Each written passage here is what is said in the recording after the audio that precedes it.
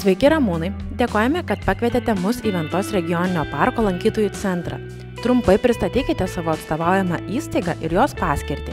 Labadiena, visada malonu sulaukti lankytojų. Aš atstovauju Žemaitijos saugomų teritorijų direkciją, Ventos regioninio parko grupę. Prieš 2 metus įvyko reorganizacija ir regioniniai parkai buvo apjungti ir padalintas į 4 grupės. Ir atsirado toks naujas darinys, kaip minėjau, Žemaitijos saugomų teritorijų direkcija, kurie apjungia 7 regioninius parkus ir 1 gamtinį rezervatą. Tai Kamanų gamtinį rezervatą, Ventos regioninį parką ir šalia esančius. Bet nuo to niekas nepasikeitė, mes kaip ir toliau taip pat pristatome išskirtinę savybės, išskirtinę vertę, saugom Ventos upės slėnį, natūralius intakus, jūros periodo atodangas, augalus, gyvūnus, lankytinus objektus pritaikom lankymui, skatinam pažintinį turizmą, vykdom įvairius tyrimus, monitoringus ir darom kitas veiklas. Sakykite, o kiek lankytinų objektų galime pamatyti Ventos regioninėme parke? Lankytinų objektų turim be galo daug, bet lankymui pritaikytų yra apie 100.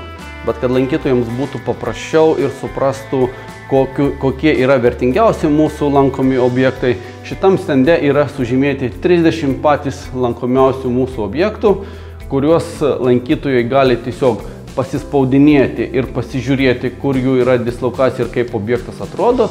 Tai kaip pavyzdžiui paimtumėm paminklą Simonui Daukantui, matot, kur užsidegė lemputė ir kaip paminklas atrodo. Ir taip pat galim pagal sutartinius ženklus pasižiūrėti, jeigu norim geologiją, tai būtų kriauklė, jeigu norim gamtos paveldo objektus, tai būtų žaliam fone baltas medelis ir, sakykime, jeigu norėtumėm malūnus pasižiūrėti, tai būtų namelis su pliusuku. Tai galim tokiu principu apsižiūrėti lankytojų centre ir toliau tęsti kelionę po parko teritoriją. Top 3 lankytinos vietos, kurios būtina pamatyti apsilankus Ventos regioninėme parke. Turbūt kiekvienam lankytojui top 3 bus skirtingas, bet aš visgi siūlyčiau aplankyti Jūrakalnio geologinį pažintinį taką esantį Papilyje, kurio jūs einant susipažinsite su lankomiausiais Papilės objektais. Po to siūlyčiau nuvažiuoti į Purvių atodangą, kurioje, sakykime, rasite atodangą, kuri reprezentuoja 35 000 metų erą ir joje tiesiog susipažinsite, kaip kito augmenija ir gyvūnija artėjant paskutiniui ledynui. Ir paskutinį visgi siūlyčiau sakralinį objektą, tai netoli Kairiškių esančius apžadų kapelius, kuriuose persipina pagonybė, krikščionybė, labai gražiai atsispindi vietiniai amatai, taip pat ir tradicijos. Galbūt galime pasižvalgyti po lankytojų centro ekspoziciją? Prašom, užeikim į mūsų didįją ekspozicinę erdvę, kurioje pristatome gamtą. Oho, pas jūs galima ir dinozaurą išvysti.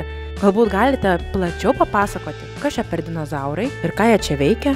Kiekvienas parkas, tame tarpe ir Ventos regioninis parkas, turi savo išskirtinumą. Mūsų išskirtinumas yra jūros periodo atodangas ir juose aptinkamos fosilijos. Turbūt daugelis iš jūsų esat matę jūros periodo parko filmą, kuriame laksto štai šitokie dinozaurai, kaip mes turim šitą Tyrannosaurų reksą galvos muliažą. Tai lankytojus nuliūdinam, kad mes šnekam apie tą patį laikotarpį, tik tai skirtumas yra tas, kad pas mus tuo laikotarpiu per jūros periodą visur buvo vanduo. Pangėjos kontinentas suskilęs į Laurazijų ir Gondvaną, mūsų plokštė panardino ir visur buvo užlieta vandeniu. Vanduo sviravo nuo kelių iki 15 metrų ir mums apie tai pasakoja čia atrandamos fosilijos. O fosilijos yra, sakykime, pagrindė moliuskai, tai yra amonitai, belemnitai, dvigeldžiai moliuskai, koralai, bet nepaisant to mes randame ir išskirtinių trofėjų. Tai galėtų būti kaip ir mūsų dinozauriukės Ventos pleziozauro kūno liekanos. Tai galėtų būti dantys, kaulai ar jų tiesiog įspaudai. O kokių retų gyvūnų rūšių galima pamatyti Ventos regioniniame parke? Be geologijos mes parke lankytojams taip pat pristatome ir apie paukščius bei gyvūnus. Mūsų parke yra aptinkama virš 150 rūšių paukščių. Iš tokių retų arba retesnių būtų galima pažymėti naktinį paukštį griežlę, nuostabaus grožio paukštelį tulžį arba vienišių ir ramybę mėgstantį juodąjį gandrą. Ir aišku, ne tik mūsų parko, bet ir visos Lietuvos išskirtinį paukštį, tai yra mažąjį erelį rėksnį. Galbūt galime užkilti ir į antrąjį aukštą? Aišku, prašom. Užlipkit ir jūs. Ar teisingai suprantu, jog šioje ekspozicijos dalyje lankytojai gali susipažinti su iškeliomis krašto asmenybėmis? Papasakokite daugiau. Jūs esate teisi. Šitoj ekspoziciniai erdvėje mes pristatome pagrindę iškilius žmonės, kurie gyveno arba dirbo mūsų parke.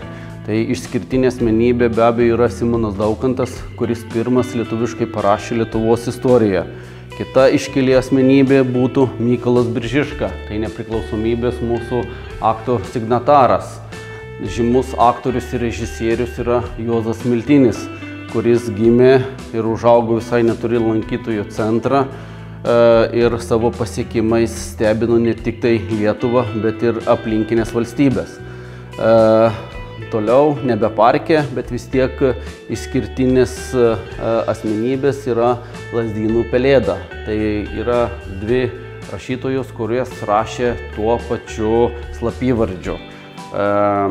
Be šitų iškilių asmenybių taip pat turime ir Aleksandrą Griškevičių, kuris sukūrė štai tokį skraidantį objektą, kuris vadinasi Žemaičių garlėkis, kuriuo jis bandė XIX amžiaus vidury pakilti. Nors kaip rašytiniai šaltiniai rašo, jam tai pavyko, bet tik tai tiek ir te galėjo padaryti, nes toliau finansavimo šiai veiklai nebegavo.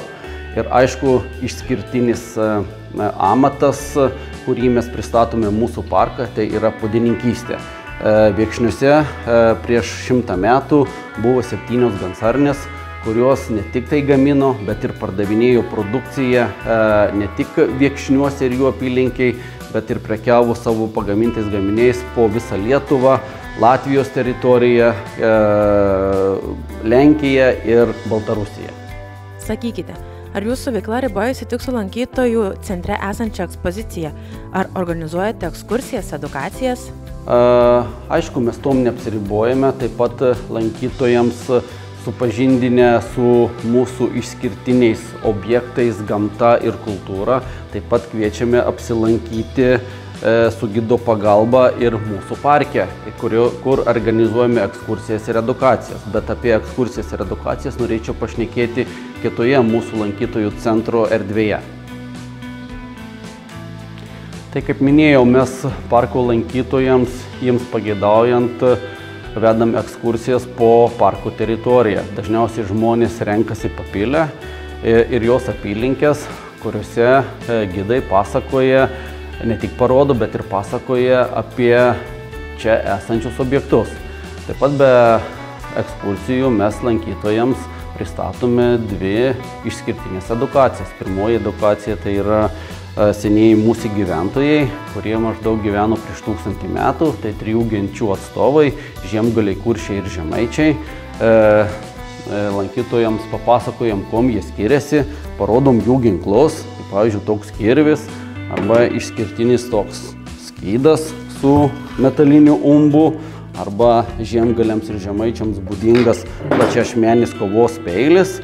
Tai ir dar merginom tokį turim išskirtinį dirbinį pasidarę, tai yra rozetiniai arba snaiginiai smeigtukai. Tai labai retas ir išskirtinis radinys, kuris aptiktas Gudur kapinyne.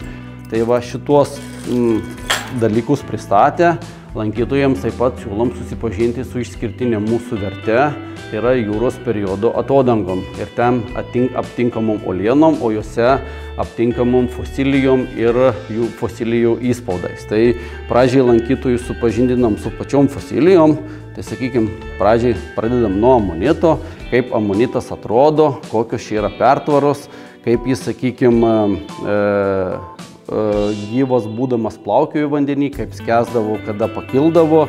Taip pat, sakykime, turim ir tokių įspūdingų radinių, kurie sveria ganėtinai daug, bet va čia mes matom amonitą, arba dar vienas toks gražus radinys, matom amonito įspaudą. Po to susipažinę, sakykime, su mūsų tais visais dirbiniais, ne dirbiniais, o radiniais, mes tada kviečiam lankytojus apsilankyti atodangoje, kur galėsim ne tik tai prisiliesti, bet ir patys patyrinėti jūros periodą ir čia aptinkamas fosilijas. O galbūt galime ir mes kartu paieškoti dinozaurų? Būtų puiku.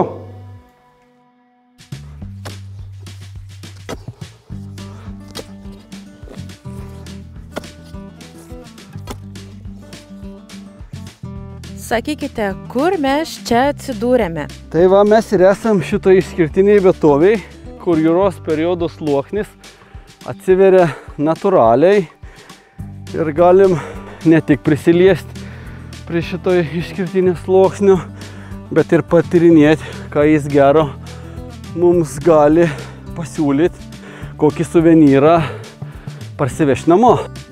Kas sudėtingiausia vykdant dinozaurų paieškas? Nu, matot, čia yra keletas tokių etapų. Tai pradžioj reikia turėti įrankių. Tai va, turim turėti laužtuvą, kad susiminkštinti labai kietą uolieną. Po to kastuvą, kad išsimesti suminkštintą uolieną. Po to plaktuką su kitokiu laužtuvėliu, kuris padėtų skaldyti atlaužtus gabalus. Ir tada jau, aišku, kitas sudėtingumas prasideda žinios ir patirtis, nes tarp šitų visų uolienų arba žemių, kaip turistai mėgsta sakyti, reikia atrasti gyvūnus arba gyvūnų liekanas, kurie gyveno prieš 180–170 milijonų metų. O kokia didžiausia ir vertingiausia jūsų rasta fosilija?